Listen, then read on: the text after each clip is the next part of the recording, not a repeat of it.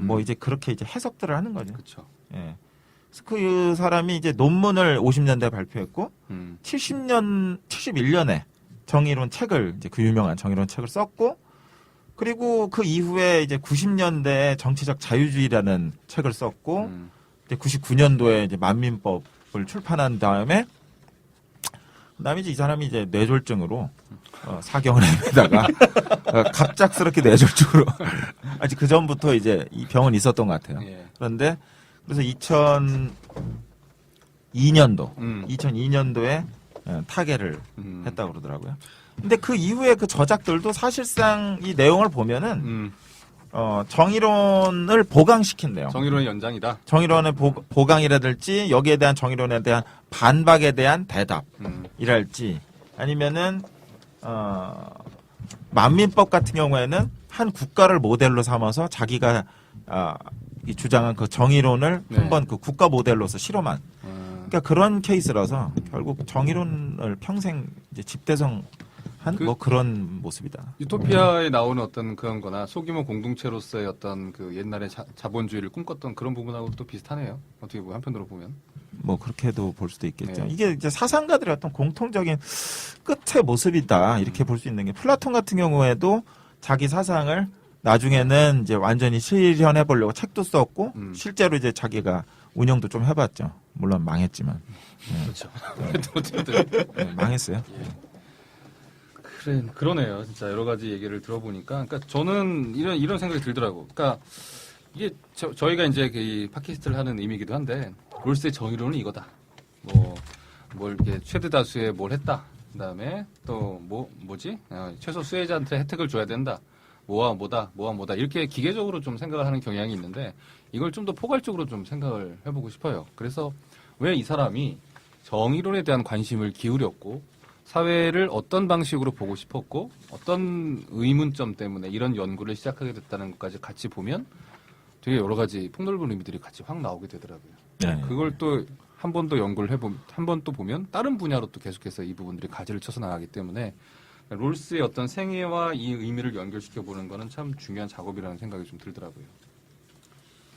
그럼 이제 구체적으로 정의론에서 무슨 얘기를 하는지 읽어보셨죠? 저는 읽어보긴 했는데 예. 너무 어려워서. 이게 무슨 뭐 기찻길에 브레이크 세우고 뭐 이런 얘기 있지 않나요? 그거는 이제 사유실험 철학의 대표적인 사유실험으로서 이제 그 다른 얘기고요. 그 다른 그건 저기서 나온 거 아니야? 정의란 무엇인가? 예, 정의란 무엇인가에서 이제 의무론이랑 이제 공리주의를 비교하는 사례 설명으로 나온 것이고 이 이제 제일 대표적인 게 그거죠. 케이크를 자르는 네. 예, 케이크 사례인데요. 케이크 자른 사람. 그거라도 이제 모르시는 분이 있을 수 있으니까. 간략하게만 설명해 주시죠. 제가 비문가님 혹시 모르시면 제가 질문을 한번 던져볼까요? 네, 케이크를 좋아하신다고 가정을 할게요. 좋아합니다. 좋아하실 것 같아요. 예. 예, 좋아하시는데 친구 셋이 있어요. 네, 이 작가 친구와 박군 셋이서 있어요. 네. 그런데 저하고 이렇게 셋이 있는 거죠. 셋이 있는 저 이거 거죠. 답 아는데 괜찮아요? 답이 아세요? 답 알아요. 그냥 하세요. 네, 그냥 하죠 뭐. 연기 잘하세요. 모르는 거. 모르는 척 할까요? 근데 이제 칼 자르는 권한은 비문가님이 가지고 있는데 이제 빵을 집는 케이크를 집는 순서는 이제 제일 마지막에 집는다. 그럴 경우에 어떻게 케이크를 자를 것인가? 그럴 경우에 이제 어떤 등분으로 자를 거냐? 어떻게 나눌 거냐? 어떻게 나눌 거냐죠. 케이크를 어떻게 나눠서 네. 먹을 거냐고. 그런 거죠. 4명이서 세 등분이요? 뭐 4명이 될 수도 있고 그건 3명이 될 수도 있고 뭐 10명이 될 수도 있죠. 그런데 그 자르는 권한은 나한테 있는데 내가 케이크를 집는 순서는 맨 마지막이에요. 그럴 경우에 나는 케이크를 어떻게 자를 것인가. 이런 그러니까 답을 얘기하기 전에 제가 웃긴 얘기를 하나 봤어. 예. 웃기지 않을 귀는 몰라. 예. 4명인데 세 조각으로 나눠서 케이크를 이제 공평하게 어떻게 나눌 거냐. 여기에 대한 대답. 한 명을 칼로 찌르면 사이코패스 뭐 테스트 뭐 이런 거 아닌가요? 그게 공정하게 나누는 방법이다. 이렇게. 이거 죄송합니다. 넘어갈게요. 다 죽이고 혼자 먹으면 되는 거 아니에요? 넘어가시죠. 자, 어떻게 나누실 거예요? 저는 뭐 다른 건 모르겠는데 그 케이크를 보면 그 케이크 업체 그 로고가 들어가 있는 초콜릿이 있잖아요. 예, 예. 그거는 내가 먹고 싶어요. 아, 그 부분. 네. 근데 그 부분을 본인이 집는다는 보장이 없잖아요. 그러면은 걔를 케이크에서 제외시키고 얘는 케이크가 아니다. 그걸 먹고, 그걸 세뇌시키고. 예. 그 나머지 자르는 거죠. 알아서 먹어라. 그게 아주 되게 중요한 포인트 같아. 이 그 상표가 있는 걸 내가 먹고 싶다. 예. 그 어떻게 해요? 사실은 이제 누구나 그런 생각을 할 그죠? 수 있고 여기서 핵심이라는 게 이제 뭐냐면은 이제 답은 그거죠. 아시다시피 이제 3명이면 3등분을 하고 4명이면 4등분을 한다라는 게 이제 답인데 그렇죠. 1분자까지. 예, 예, 예. 그 왜 그러냐면은 이제 케이크를 자를 권한이라는 것이 정의를 짜는 룰이죠. 사회적 룰을 짜는 것이고 그리고 내가 제일 마지막 순서로 이 케이크를 집는다라는 것이 내가 사회적으로 제일 약자에 처해졌을 것을 가정하는 거죠.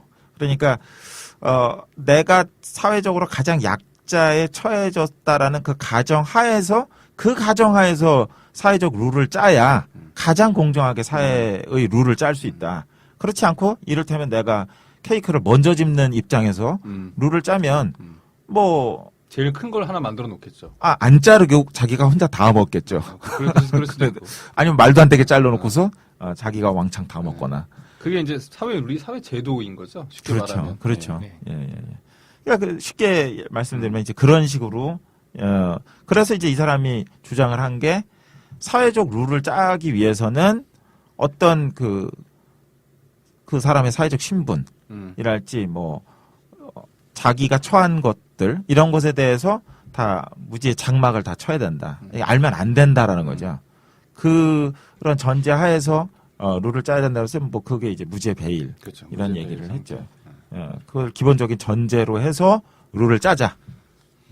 그러니까 내가 정리하면 어떤 계층에 속할지 모르기 때문에 그 부분도 고려해서 사회 예, 예. 제도와 룰을 만들어야지 공정한 거다. 예, 예. 그게 말하자면 정의다. 네. 라는 게 이제 롤스의 정의론의 가장 중요한 핵심 내용 중에 하나다. 이렇게 볼 수 있다. 그 룰을 짜는 자기 자신은 롤즈가 가정하기로는 기본적으로 이기적자로 봤어요. 그래서 타자의 이익에는 별로 관심이 없고 그러니까 이제 케이크를 자를 때 다른 사람이 케이크를 얼마나 자기가 좋아하는지는 관심 없어요. 근데 기본적으로 나는 케이크를 너무 좋아해.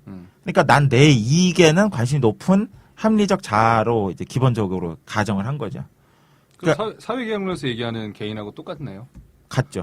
그렇죠? 예. 사회계약론에서도 개인은 이기적이고 합리적인 주체라고 하는 거를 전제로 하고 그렇죠. 사회제도를 만든 거니까 사회계약론에서 나온 거죠. 나온 것으로 보는 게 맞죠. 나온 건데 그 차이가 있어요. 가장 핵심적인 차이가 뭐가 차이인가? 사회계약론은 무죄 베일이 없어요. 음, 그러니까 다 알고 짜는 거죠. 근데 이게 불공정하다고 본 거예요. 롤즈는. 왜냐하면은 그러면은 합의라는 것을 얼마나 신뢰할 수 있느냐.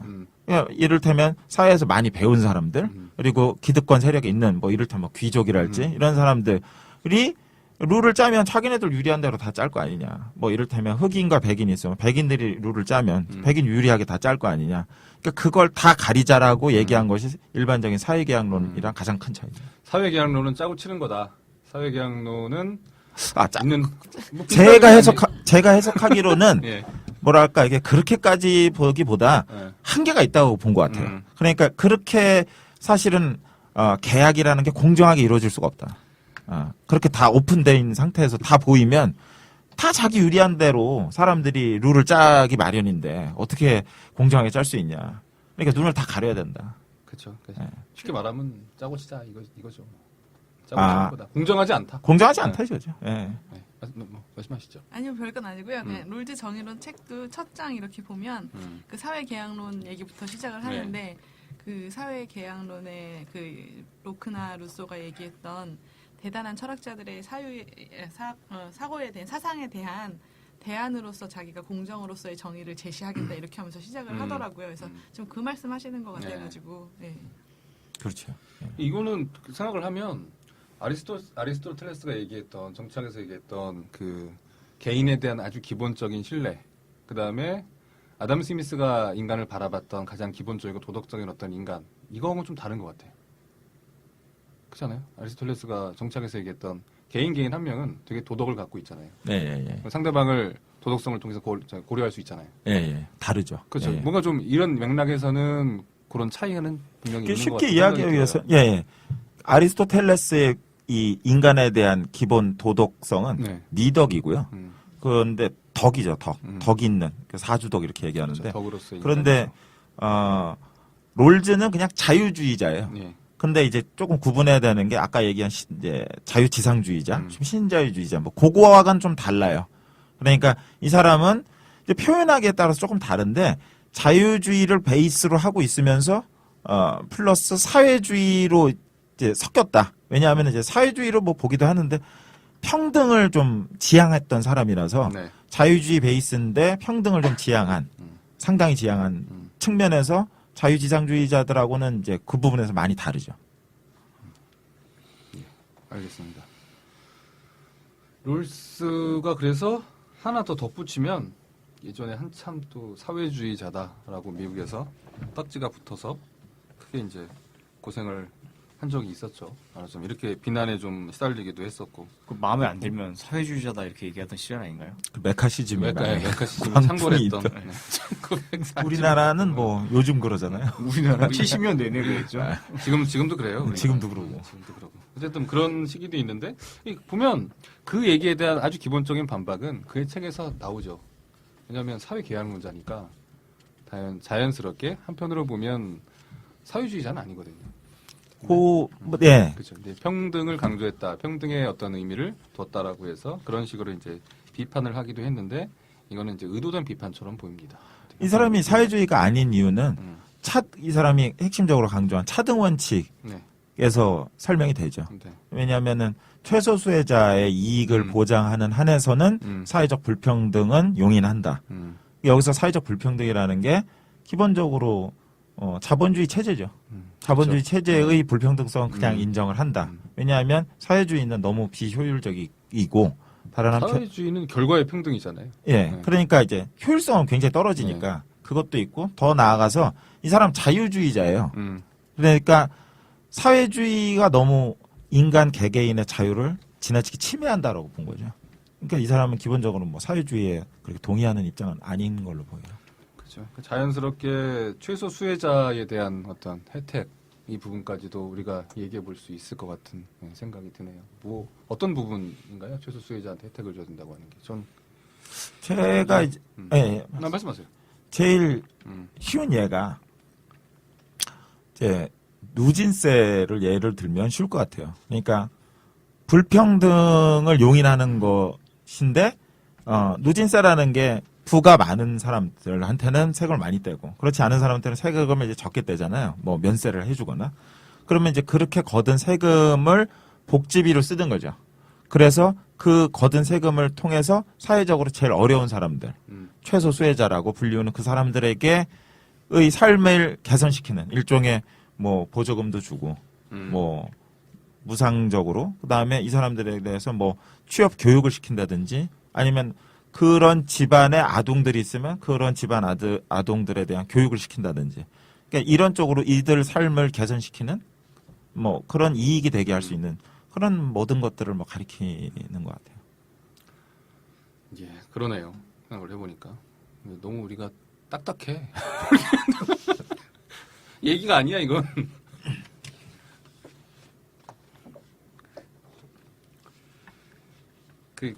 저기 뭐지? 스웨덴에서 누진세 한다면서요. 누진 벌금. 누진 벌금. 그게 이게 아주 적절한 그거 아니에요?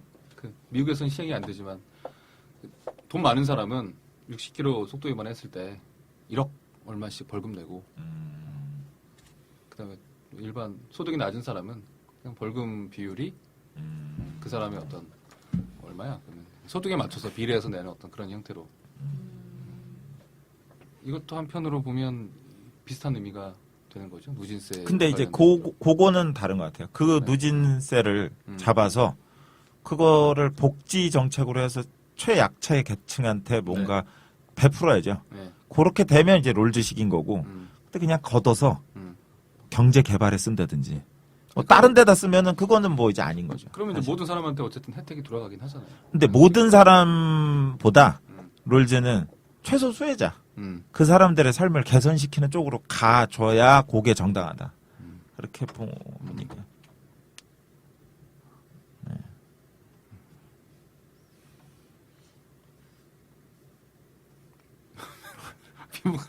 김원관님은 네, 뭐 다른 의견 없으세요? 동의합니다.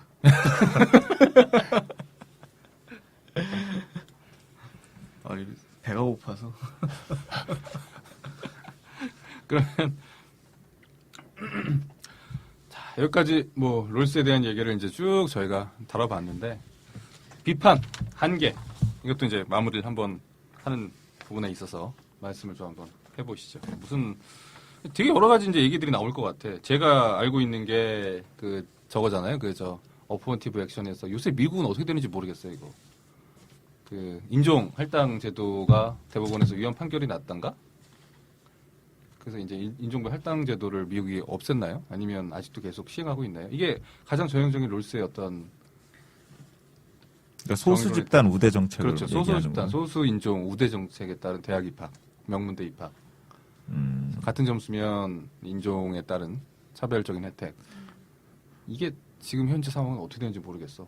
예전에 근데 한번. 이거는 뭐 뭐랄까 그 판례에 의해서 그 이제 개별 판례가 이제 어느 쪽으로 좀 더 손을 들어주는 결정을 냈느냐 뭐 그런 건데 저도 뭐 원칙은 아직도 살아 있는 거죠, 이게.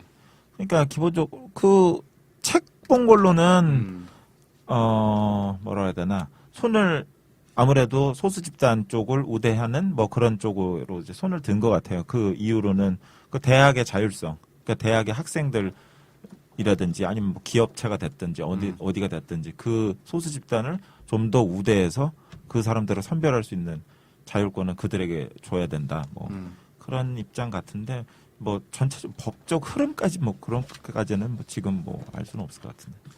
한참 이게 제 기억으로는 근데 언제인지 모르겠는데 논란이 되게 돼서 이게 연방 대법원 뭐 판결까지 이제 갔었는데 그 이유를 제가 못 찾아봤네요. 근데 이게 가장 대표적인 어떻게 보면 이제 롤스 정의론에 따른 인종별 대입 할당 제도가 미국 사회에 굉장히 중요한 그 요인 중에 하나였죠. 좀 더 이제 다양한 거를 포괄하는 것 같아요. 그 어떤 소수 집단에 대한 우대를 해야 된다는 걸 이제 정의로 어떻게 봐야 되냐는 거는 이제 사실 다양성이라는 게 사회에 얼마나 이익을 가져오느냐, 뭐 그런 것까지도 같이 다루지는 그런 이제 최소 수혜자뿐 아니라 왜냐하면은 이게 우리나라로 오면 우리나라도 왜 하잖아요. 직윤 뭐 하고.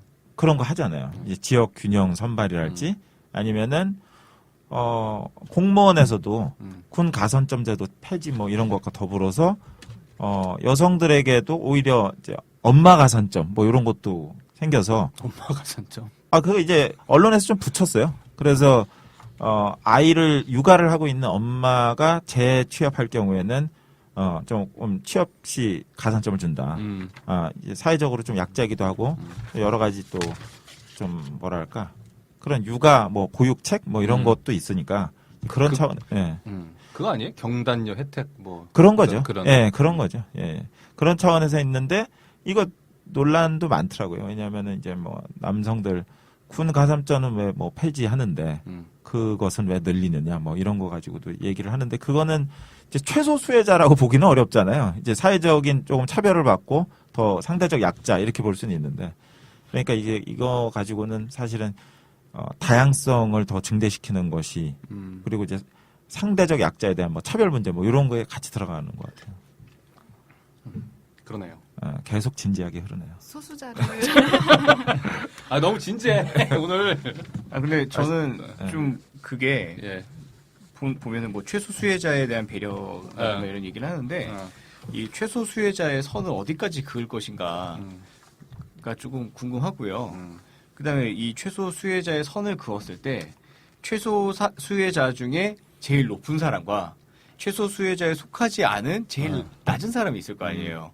그 최소 수혜자에서 제일 높은 사람이 수혜를 받으면 분명히 거기에 속하지 않은 가장 바닥에 있는 사람보다 역전. 예, 역전이 된단 말이죠. 그 생각 뭐 충분히 할 수 있죠. 예, 그런 걸로 봤을 때 과연 이런 거에 대한 고민은 어떻게 됐는지. 그거는 근데 뭐 크게 고민할 건 없을 것 같은 게 그 역전이 되면 그 역전된 사람이 최소 수혜자가 되겠죠.